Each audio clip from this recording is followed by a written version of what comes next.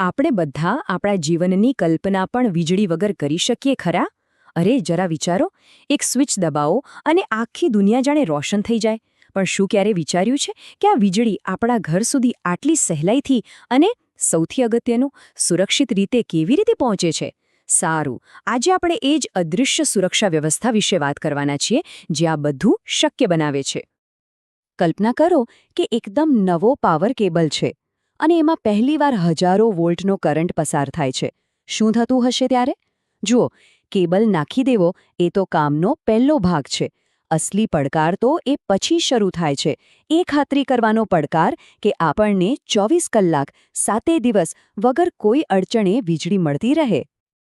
તો આ જે આખી સુરક્ષા પ્રક્રિયા છે ને, એને એક ખાસ નામ આપવામાં આવ્યું છે, પોસ્ટ કમિશનિંગ પ્રોટોકોલ.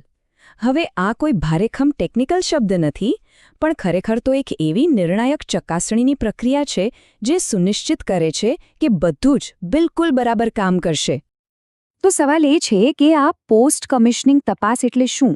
એકદમ સરળ શબ્દોમાં કહીએ તો કેબલ ચાલુ થઈ જાય, એમાં પાવર વહેવા લાગે, એ પછી એન્જિનિયરો દ્વારા જે ટેસ્ટ કરવામાં આવે છે એની આખી એક સિરીઝ છે. આ તપાસનો મુખ્ય હેતુ એ જ છે કે કેબલ રોજના વીજળીના ભાર હેઠળ સુરક્ષિત રીતે, સ્થિરતાથી અને લાંબા સમય સુધી કામ કરી શકે છે કે નહીં.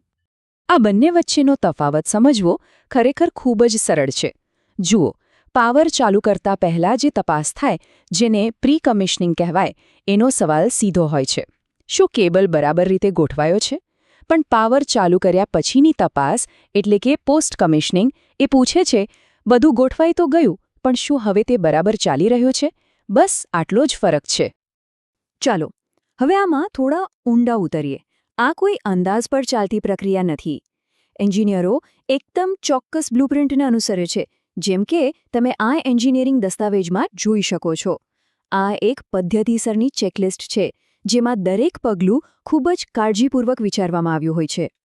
તો હવે આપણે આખી પ્રક્રિયાના હૃદય સુધી પહોંચી રહ્યા છીએ. આ 6 પોઈન્ટ સેફ્ટી ચેક એ આ પ્રોટોકોલનો સૌથી મહત્વનો ભાગ છે. ચાલો આપણે એક પછી એક આ 6 પોઈન્ટ્સ જોઈએ અને સમજીએ કે એન્જિનિયરો કેવી રીતે કેબલની સુરક્ષા અને ભરોસાપાત્રતાની ખાતરી કરે છે. આ છે એ 6 મુખ્ય તપાસો જેના વિશે આપણે હવે વિગતવાર વાત કરીશું. પહેલું છે લોડ કરંટ, પછી તાપમાન, ત્રીજું ઇન્સ્યુલેશન, ચોથું અને પાંચમું શીથ અને અર્થિંગ સાથે વિઝ્યુઅલ ઇન્સ્પેક્શન, અને છેલ્લે વોલ્ટેજ અને પરફોર્મન્સ. એમ સમજો કે આ કેબલનું એક સંપૂર્ણ હેલ્થ ચેકઅપ છે. સારું, તો પહેલી તપાસ છે લોડ કરંટની. આમાં એન્જિનિયરો શું કરે? એ લોકો કેબલના દરેક ફેઝમાં કેટલો કરંટ વહી રહ્યો છે એ માપે છે. જો એક ફેઝમાં બીજા કરતાં ઘણો વધારે કરંટ હોય તો એને ફેઝ ઇમ્બેલેન્સ કહેવાય. આ બરાબર એવું છે કે જાણે વોશિંગ મશીનમાં બધા કપડાં એક જ બાજુ ભેગા થઈ જાય અને મશીન ધ્રુજવા લાગે. સિસ્ટમમાં પણ આવું જ થાય અને એનાથી ઓવરહીટિંગ અને નુકસાન થઈ શકે છે. બીજો અને ખૂબ જ મહત્વનો પોઈન્ટ છે તાપમાન. જેમ આપણને તાવ આવે ત્યારે આપણું શરીર ગરમ થઈ જાય છે, એ જ રીતે કેબલમાં જો કોઈ સમસ્યા હોય તો એ પણ ગરમ થવા લાગે છે. એન્જિનિયરો ખાસ થર્મલ સ્કેનરનો ઉપયોગ કરીને કેબલની સપાટી, એના સાંધા અને છેડાઓનું તાપમાન ચેક કરે છે. યાદ રાખજો, વધુ પડતી ગરમી એ આગ કે કોઈ મોટી ખામીનો પહેલો સંકેત હોઈ શકે છે. ત્રીજું છે ઇન્સ્યુલેશનનું ચેક. હવે ઇન્સ્યુલેશન એટલે શું? એ કેબલનું રક્ષણાત્મક કવચ છે જે વીજળીને અંદર જ રાખે છે.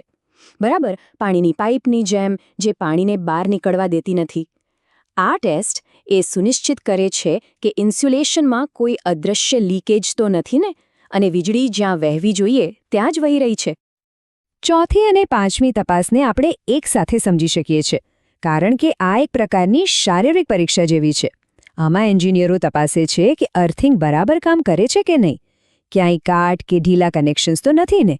એટલું જ નહીં, તેઓ કેબલ પર કોઈ નાની તિરાડ, રંગમાં ફેરફાર કે પછી તેલનું લીકેજ જેવી નાની બાબતો પણ શોધે છે, કારણ કે આ નાની સમસ્યાઓ જ ભવિષ્યમાં મોટી બની શકે છે.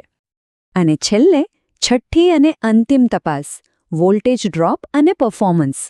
આનો હેતુ એકદમ સીધો છે, એ ખાતરી કરવી કે કેબલના એક છેડેથી જેટલો પાવર મોકલવામાં આવ્યો છે તે બીજા છેડે યોગ્ય માત્રામાં પહોંચે છે કે નહીં.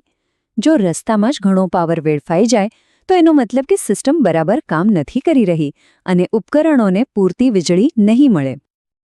તો આપણે જોયું કે આ 6 તપાસ કેવી રીતે કરવામાં આવે છે.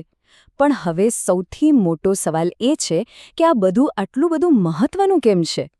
આમ માત્ર એક ચેકલિસ્ટ પર ટિક માર્ક કરવા જેવી વાત નથી, આનાથી ઘણું વધારે છે. તો નિર્ણાયક મુદ્દો એ છે, અને આ વાત સીધી સોર્સ ડોક્યુમેન્ટમાંથી જ આવે છે, કે આ તપાસ નિવારક જાળવણી એટલે કે પ્રિવેન્ટિવ મેન્ટેનન્સ અને આખી સિસ્ટમની વિશ્વસનીયતા માટે એકદમ જરૂરી છે. સાદા શબ્દોમાં કહીએ તો કોઈ સમસ્યા વિકરાળ સ્વરૂપ લે એ પહેલાં જ તેને શોધીને સુધારી લેવી. અને અંતે આ બધી મહેનતનું પરિણામ શું મળે છે?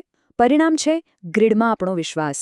આ તપાસો દ્વારા શરૂઆતમાં જ ખામીઓ પકડાઈ જાય છે, લાંબા ગાળાની ભરોસાપાત્ર સેવાની ખાતરી મળે છે અને કેબલ વાસ્તવિક લોડ હેઠળ સુરક્ષિત રીતે કામ કરે છે એ પાક્કું થાય છે.